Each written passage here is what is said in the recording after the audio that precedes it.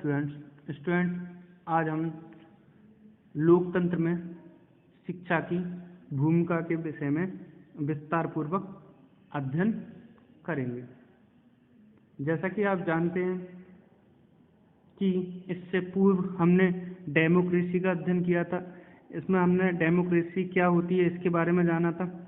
मैं इसको थोड़ा सा रिकैप कर देता हूँ, यानी याद दिला देता हूँ। मैंने बताया कि डेमोक्रेसी जो वर्ड है वो किसका है, ग्रीक का है। ये दो वर्डों से मिलकर बना है, डेमोस और क्रिटिक्स।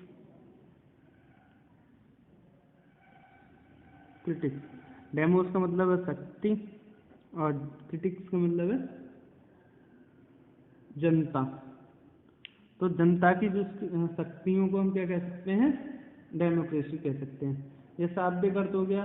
भारत मतलब अब्राहम लिंकन जो अमेरिका के भूतपूर्व राष्ट्रपति थे, उन्होंने एक डेफिनेशन दी थी, democracy is the government of the people for the people, of the people by the people for the people. यानी कि लोकतंत्र जनता का, जनता द्वारा जनता के लिए शासन है। क्लियर? इससे ज़्यादा डीप में अभी नहीं जाएंगे। या कह सकते हैं लोकतंत्र हमारी जनता की सरकार को ही लोकतंत्र कहते हैं। इसके जो मूलभूत सिद्धांत हैं उसमें हमने देखा था स्वतंत्रता, समानता, बंधुत्वता और न्याय। इन चार चीज़ों को जब शामिल रखेंगे तो वो क्या कहलाएगी, हमारी डेमोक्रेसी कहलाएगी। सबको समान अधिकार हो, सबको स्वतंत्रता हो, सब में बंधुत्वता हो, यानी कि एक दूसरे को भ्रातृत्व की भावना से देखते हो और सबको न्याय मिले, तो वो क्या कहलाएगी, डेमोक्रेसी। अब हम इस चीज़ के विषय में अध्ययन कर रहे थे, वो पढ़ लेते हैं। तो इसको 1 by 1 देख लेते हैं। तो सबसे पहले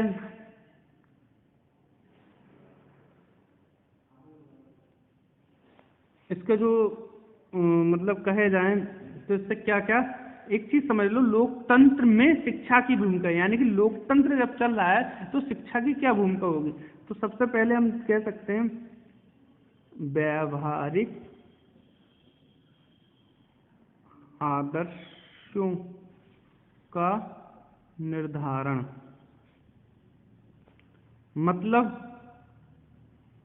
असेसमेंट, मतलब निर्धारण से मतलब यहाँ पर मूल्यांकन है। Assessment of applied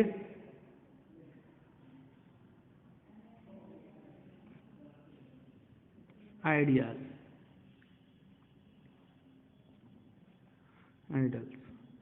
clear?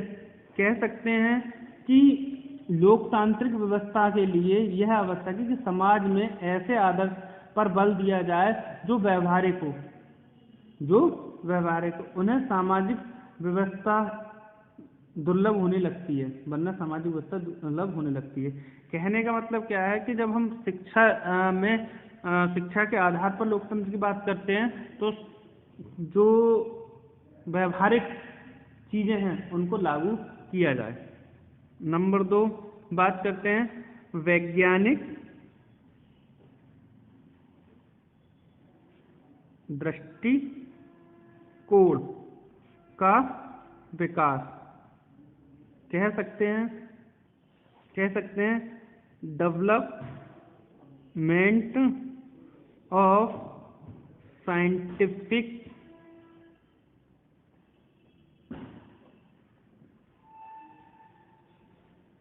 View. इसमें क्या कर सकते हैं हम, सामाजिक व्यवस्था को सुचारू रूप से संचालन भी एक उपाय है जो लोगों में वैज्ञानिक दृष्टिकोण का विकास कराता है। क्लियर?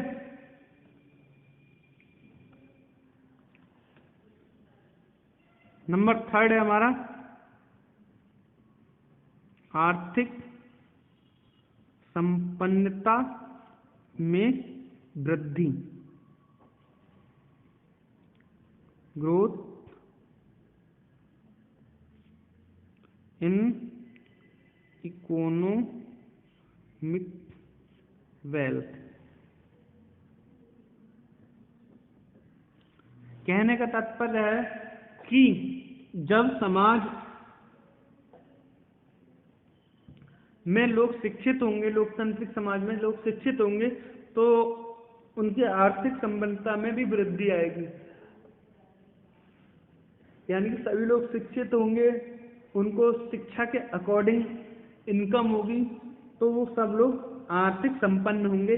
तो लोकतंत्र में ये सबसे ज़्यादा चीज इम्पोर्टेंट होती है कि सभी लोग रोजगार परक हों, उन्हें काम हो, वो समाज में कोई दुर्व्यवहार ना करें। इस चीज पर विशेष ध्यान दिया जाता है। सब लोगों के लिए काम और रोजगार की व्यवस्था करना समाज का दायित्व माना गया है। शिक्षा के द्वारा व्यक्तियों में यह व्यवहारिक कुशलता उत्पन्न हो सकती है। यानी कि समाज में अगर सब लोग शिक्षित होंगे तो ऐसा समाज का निर्माण हो सकता है जो लोकतंत्र की भावना पर चलता हो। ठीक। अब जब आर्थिक संपन्नता होगी तो क्या होगी? बेकारी। बेकारी मतलब होती है मतलब आदमी में को काम न मिलना या रोजगार में वृद्धि या रोजगार में वृद्धि कर सकते हैं। तो टू रिमूव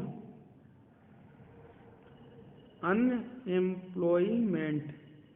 अगर लोग लोकतंत्र में सब एजुकेटेड होंगे तो क्या होगा? भारत में अब सब लोगों को शिक्षा मिलने लगेगी। शिक्षा ना कि साक्षरता। हमारे देश में बहुत सारे लोगों को डिग्रियां मिल जाती हैं परंतु वह शिक्षित नहीं होते हैं, स्किल्ड नहीं होते हैं। इसकी वजह से वो क्या हो जाते हैं? उन्हें जॉब नहीं मिलती है और इसका परिणाम ये होता है कि वे आर्थिक ग्रोथ नहीं करते हैं। उनकी जो वेल्थ होती है कहा जाए इकोनॉमिक वेल्थ, वो सही तरीके से नहीं होती है।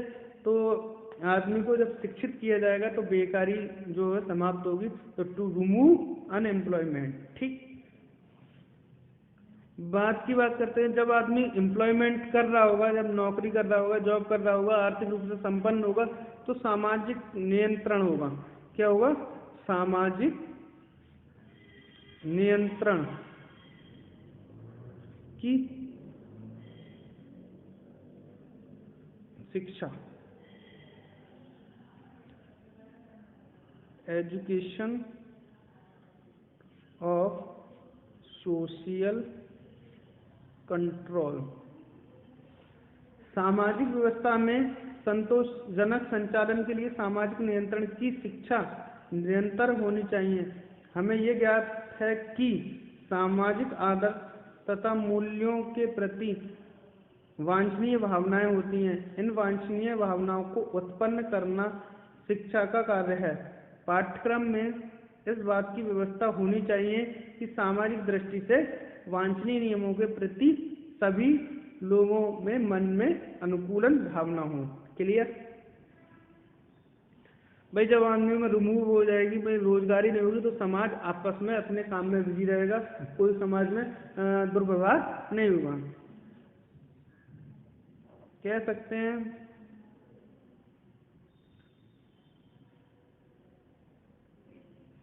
कर्म पर आधारित सामाजिक ढांचा,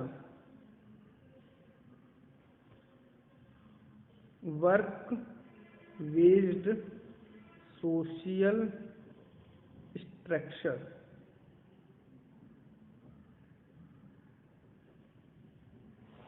जैसा कि आप लोग जानते हैं कि हमारे समाज में कोई ऊंचा है कोई नीचा है बाय बर्थ, परंतु जब हम शिक्षित हो जाएंगे तो हम कर्म के आधार पर ऊंचे या नीचे होंगे। जो अच्छे कर्म करेगा वो ऊंचा होगा और जो अच्छे कर्म करेगा वो नीचा होगा। परंतु आज का जो समय है लोकतंत्र में भी बाय बर्थ है, बाय कर्म या वर्क नहीं है। कह सकते हैं जन्म दर पर रोक। भाई हमारी जो जनसंख्या है, कंट्रोल ऑन बर्थ रेट। अगर हम सब लोग शिक्षित होंगे, शिक्षा के अनुसार मतलब अपने फैमिली प्लानिंग करेंगे तो हमारी जनसंख्या जिस गति से बढ़ रही है उस गति से नहीं बढ़ेगी और हम संसाधनों का उचित प्रयोग कर सकेंगे। हमारे देश में क्या है कि संसाधन पर्याप्त नहीं होते हैं, तो हमें कभी किसी को ज़्यादा मिलता है तो कभी किसी को कम मिलता है। कारण क्या है, मान लीजिए किसी के परिवार में 10 सदस्य हैं और किसी के परिवार में 2 सदस्य हैं, दोनों ही एक जगह जॉब करते हैं, मान लो दोनों ही एक कंपनी में जॉब करते हैं, दोनों को ही उतने ही रुपये मिलते हैं, तो 18 जिसके घर में परिवार में 10 सदस्य हैं वो किस तरीके से काम करेगा। तो जब लोग शिक्षित हो जाएंगे तो सोचेंगे कि परिवार को एक लिमिट के आधार पर ही बढ़ाना चाहिए, प्लानिंग के अकॉर्डिंग। ठीक, उसके बाद आ जाए भ्रष्टाचार पर रोक। भ्रष्टाचार का रुकना या रोक, भाई टू प्रिवेंट करप्शन।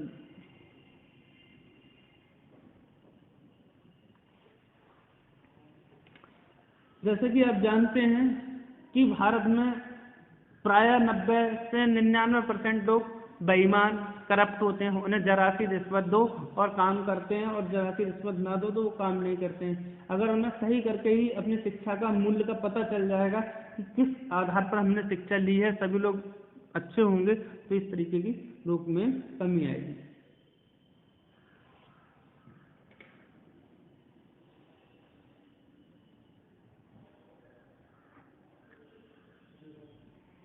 अपराधियों का सुधारना। क्या होगा, अगर सबको अच्छी शिक्षा मिलेगी तो अपराधी कम होंगे और अच्छी शिक्षा में लोकतंत्र की व्यवस्था होगी। Thank you very much.